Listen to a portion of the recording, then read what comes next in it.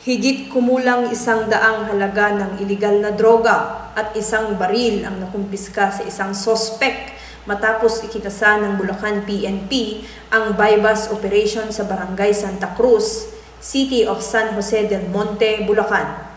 Ang naturang operasyon na pinamunuan ni Police Lieutenant Colonel Edelmar G. Alviar, Acting Chief of Police ng San Jose del Monte City Police Station, katuwang ang kanyang mga tauhan sa pagpapatupad ng batas.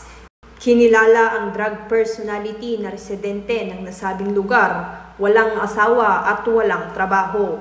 Ayon sa inilabas na ulat ng mga pulisya, matagumpay na ikinasa ng mga operatiba ng San Jose del Monte City Police Station ang nasabing operasyon na kung saan nasabat ang tinatayang 120,000 pisong halaga ng shabu at isang kalibre 22 na pistola na may 2 live ammunition.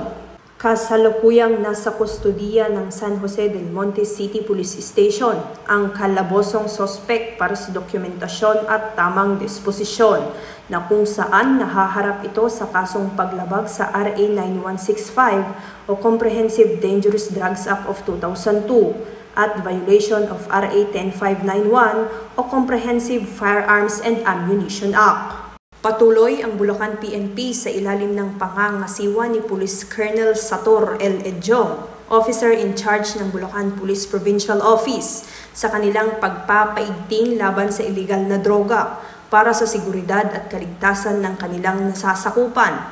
Dahil sa bagong Pilipinas, gusto ng pulis, ligtas ka.